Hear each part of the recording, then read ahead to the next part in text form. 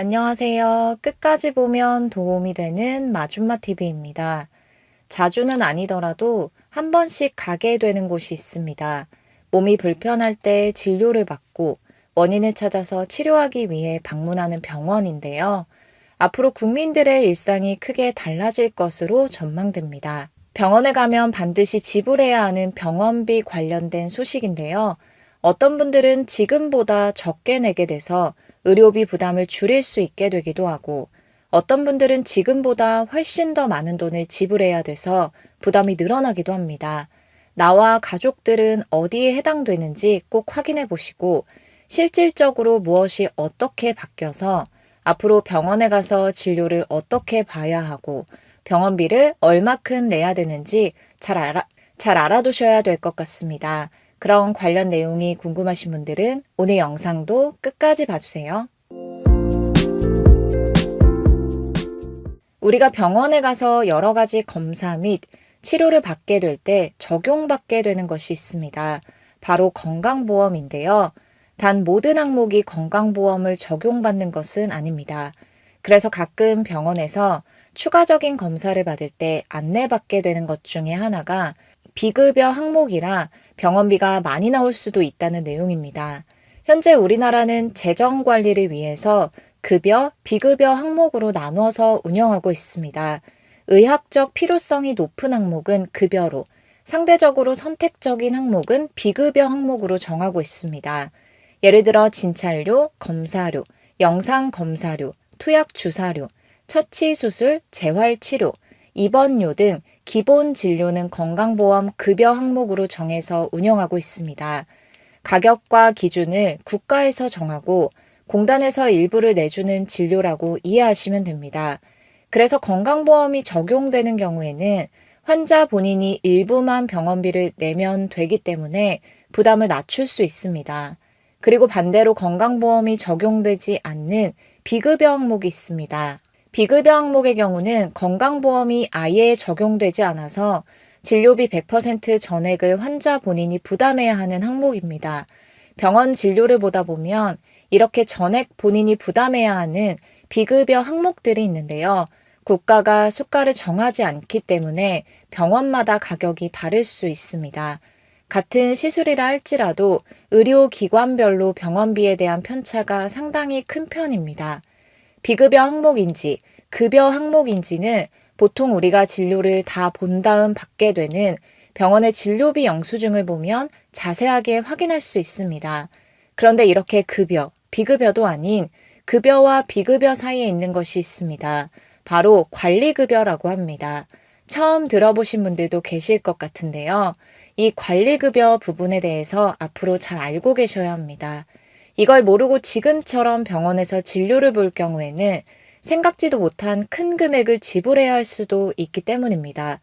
관리급여는 최근 우리나라 건강보험 제도에 새롭게 도입된 개념이라고 이해하시면 됩니다. 기존 비급여 항목 중 과잉진료 우려가 큰 부분을 건강보험 체계 안으로 끌어들여 정부가 가격과 진료량을 관리하는 제도인데요.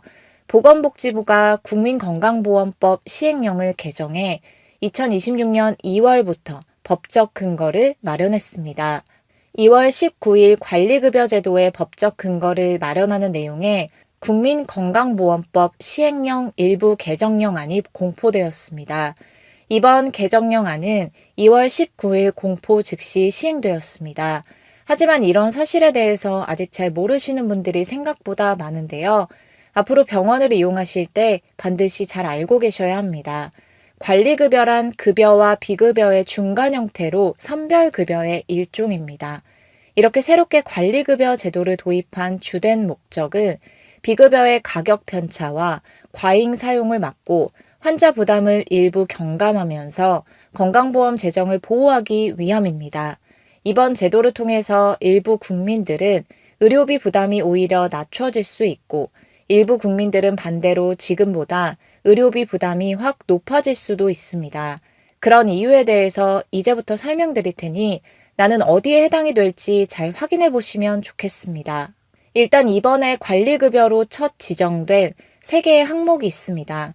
첫 적용 항목에 대해서 현재는 잘 알고 계시면 될 것 같습니다. 도수치료, 경피적 경막 외강 신경 성형술, 방사선 온열 치료가 적용 대상으로 선정됐습니다. 그리고 체외 충격파 등은 적용이 확정된 것은 아니고 아직 추가적으로 논의 중에 있다고 합니다. 이렇게 3개 항목 이외에도 앞으로 추가 논의를 통해서 관리급여 항목으로 선정되는 것들이 생겨날 수도 있다는 것도 참고로 알고 계시면 좋겠습니다. 이 3개 항목은 진료비, 진료량, 가격 편차가 크고 증가율이 높은 비급여 항목으로 판단하여 관리급여 항목으로 적용되었습니다. 허리가 아파서 병원에 가서 도수치료 받으셨던 분들 많이 계시죠? 앞으로 실제 병원비가 어떻게 달라질지에 대해서 잘 알아두시면 좋겠습니다. 우선 비급여 항목이 관리급여 항목으로 전환이 되면 건강보험 적용이 시작됩니다. 그래서 기존에는 100% 본인 부담을 해야 했지만 관리급여로 바뀌면서 건강보험이 진료비 5%를 부담하고 환자가 95% 본인 부담을 하면 되는 구조로 바뀝니다. 예를 들어 10만 원 도수치료 비용이 나왔을 때 그동안은 환자가 100% 다 부담해야 했지만 앞으로는 건강보험에서 5천 원을 부담하고 환자는 9만 5천 원만 부담하면 됩니다. 이렇게 보면 환자가 실질적으로 부담하게 되는 의료비가 낮아지는 것은 맞습니다. 그런데 여기서부터가 중요합니다.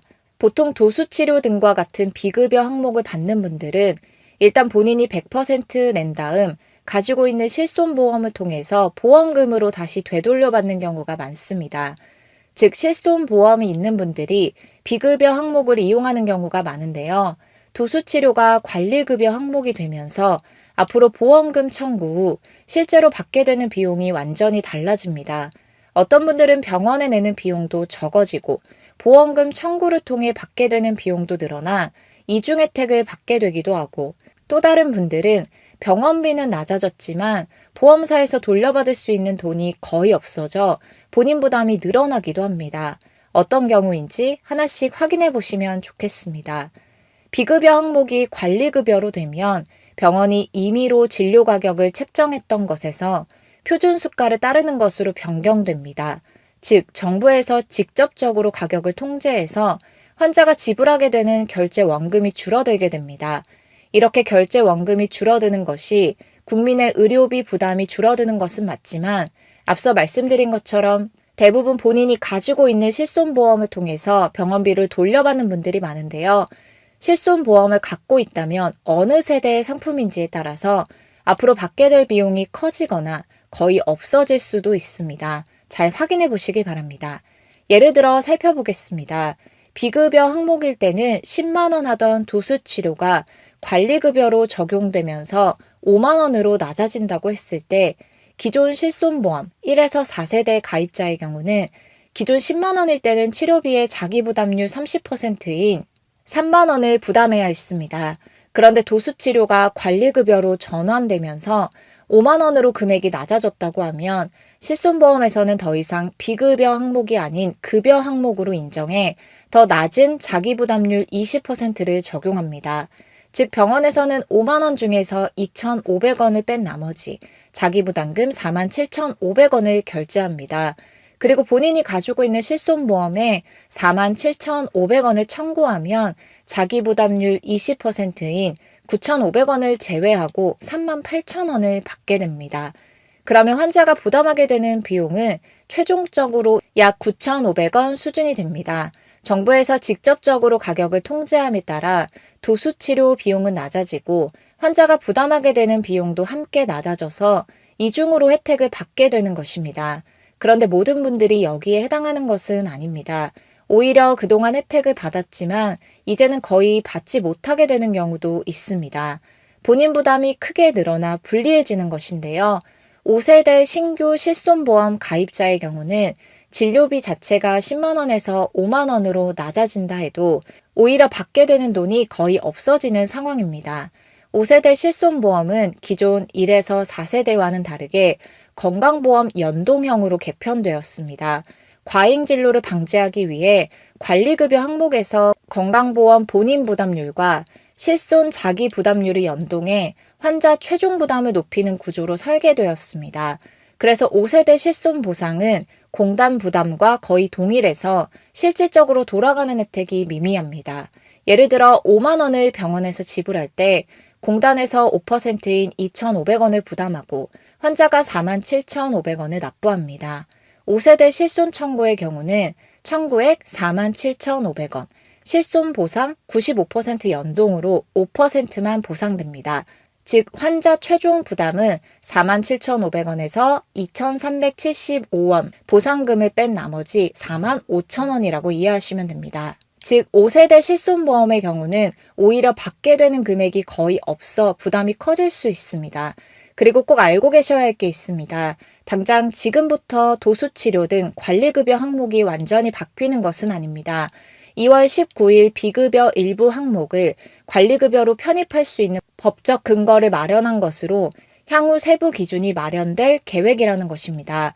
정확한 시행 시기는 추후 발표가 되겠지만 법적 근거가 마련되었으니 언제든 시행될 수 있는 부분이니 병원 진료 시 잘 참고하시고 본인과 가족은 어디에 해당되는지 미리 잘 체크해 두시면 좋겠습니다.